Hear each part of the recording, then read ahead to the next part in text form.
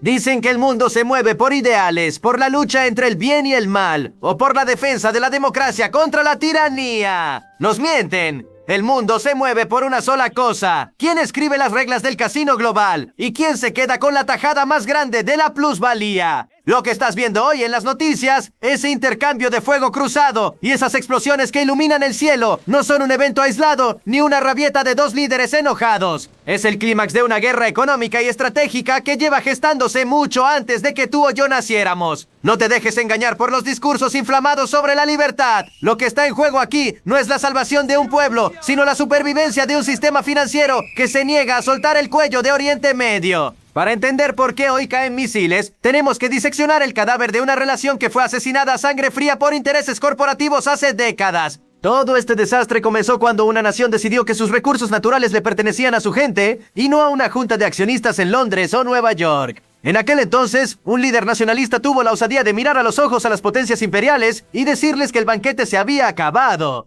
Nacionalizó el petróleo y en ese preciso instante firmó su sentencia de muerte política. Las agencias de inteligencia de las potencias occidentales no enviaron diplomáticos, enviaron maletines llenos de dinero para comprar mercenarios, periodistas y militares traidores. Ejecutaron un golpe de estado quirúrgico que enterró la democracia en esa región para imponer a un títere que se encargara de mantener el flujo de petróleo barato hacia Occidente. Durante más de 20 años, ese monarca impuesto convirtió a su país en una gasolinera VIP y en una sala de torturas para cualquiera que se atreviera a cuestionar el orden establecido.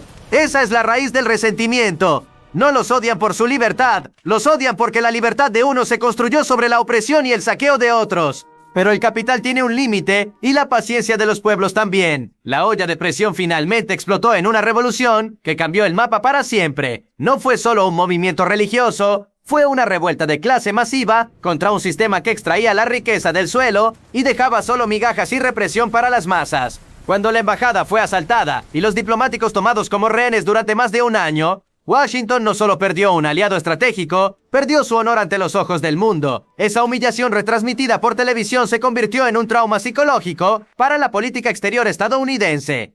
Desde ese día, la relación dejó de ser diplomática para volverse existencial. El país dejó de ser un socio para convertirse en el enemigo oficial número uno, un virus que debía ser contenido para que su ejemplo de desobediencia no se extendiera por el resto de las naciones productoras de energía. La respuesta inmediata del imperio fue el cinismo puro. Si no podían controlar a la nueva nación rebelde, la destruirían por delegación. Armaron hasta los dientes a un dictador vecino para que iniciara una invasión brutal.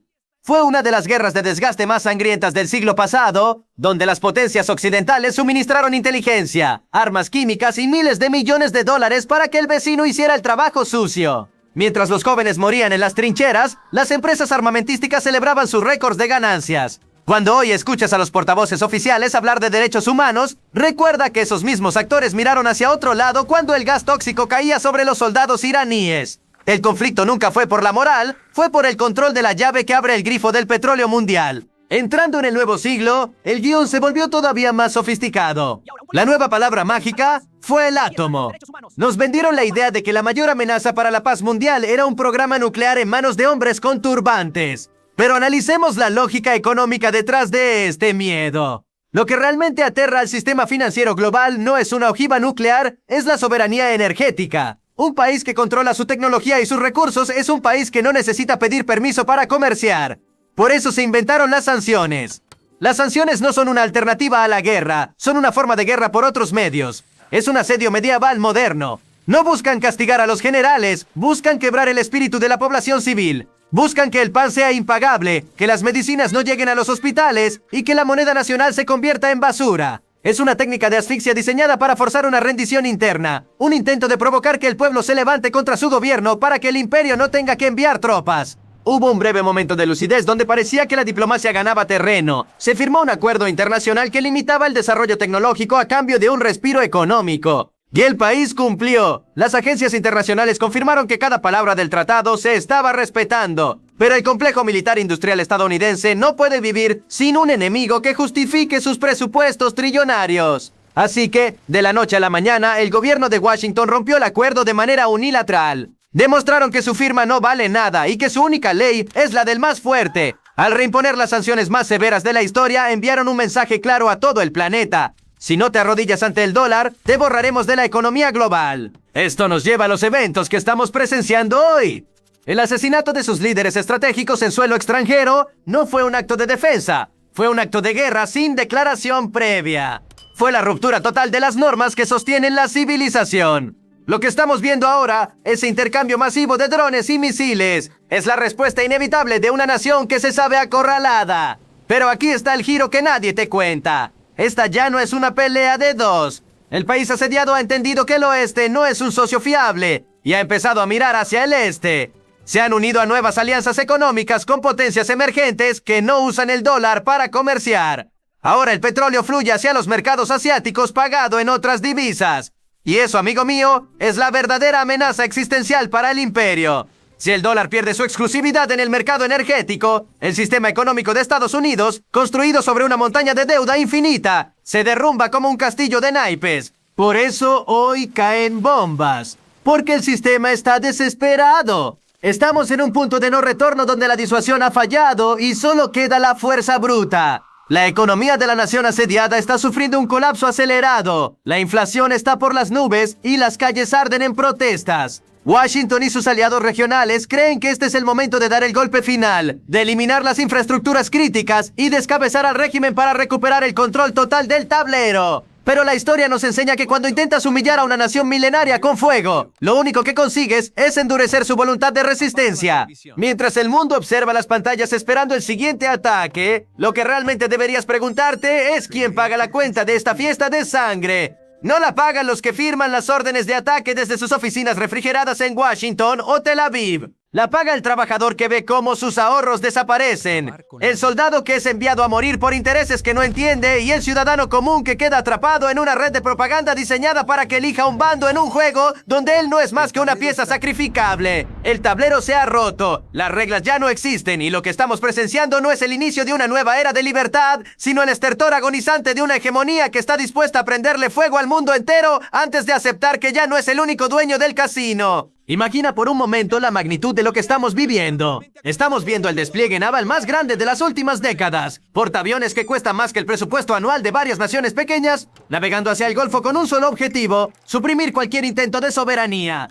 Nos dicen que es para proteger las rutas comerciales, pero lo que realmente protegen es la dictadura financiera. Si el estrecho por donde pasa el flujo de energía más grande del mundo se cierra, la economía global entra en coma. Ese es el botón del pánico que ambos bandos tienen en la mano. Uno amenaza con cerrarlo para sobrevivir, el otro amenaza con invadir para mantenerlo abierto. Es un juego de suma cero donde el riesgo es la aniquilación total. La propaganda te dirá que unos son los terroristas y los otros son los salvadores. Pero si sigues el rastro del dinero, verás que ambos alimentan la misma maquinaria. Las empresas de defensa ven cómo sus acciones suben con cada misil interceptado. Los bancos que financian la reconstrucción de lo que la guerra destruye ya están frotándose las manos. Este conflicto es la máxima expresión de un capitalismo que ha llegado a su etapa final, donde la única forma de generar crecimiento es a través de la destrucción masiva. No es una guerra de religiones, es una guerra de balances comerciales. Es la lucha por decidir si el siglo que viene será controlado por una sola potencia o si habrá espacio para un mundo multipolar donde el poder esté repartido.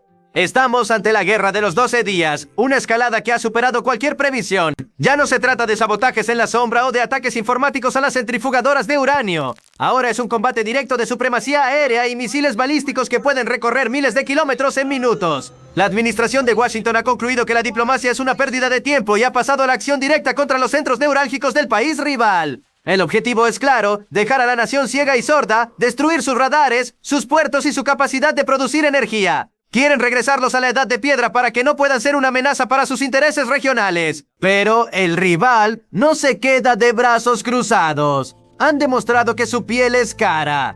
Han atacado bases que se consideraban inexpugnables y han puesto en duda la invulnerabilidad de la tecnología militar más avanzada del mundo. El mensaje es que, si ellos caen, se llevarán a todos los demás con ellos.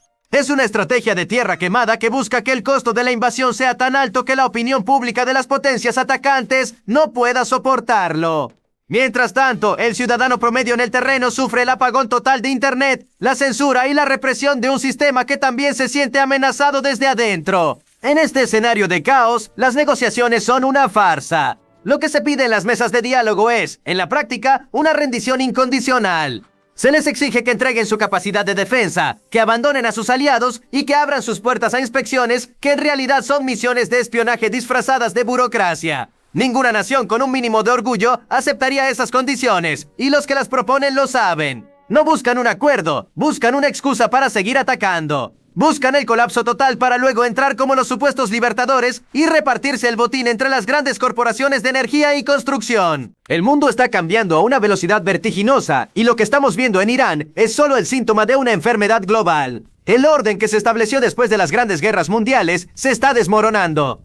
Las instituciones internacionales han quedado reducidas a foros de debate sin poder real, mientras la verdadera política se hace con ataques de drones y bloqueos bancarios. La pregunta no es si habrá guerra, la pregunta es cuánto durará y qué quedará del sistema internacional cuando el polvo se asiente. Estamos navegando en aguas desconocidas, donde la única certeza es que la verdad es la primera víctima y el pueblo siempre es el que pone los muertos. Al final del día, cuando apagues la televisión y dejes de escuchar los análisis de los supuestos expertos, recuerda que la geopolítica es solo una palabra elegante para describir cómo los poderosos se pelean por tus recursos mientras tú pagas la factura. No es un conflicto por la fe, es un conflicto por la propiedad. Es la vieja historia de siempre, pero esta vez con armas que podrían acabar con la vida tal como la conocemos. El tablero está roto, el juego ha terminado, y lo que viene ahora es un terreno incierto, donde el único ganador será el que logre mantenerse en pie sobre las ruinas de lo que solíamos llamar estabilidad.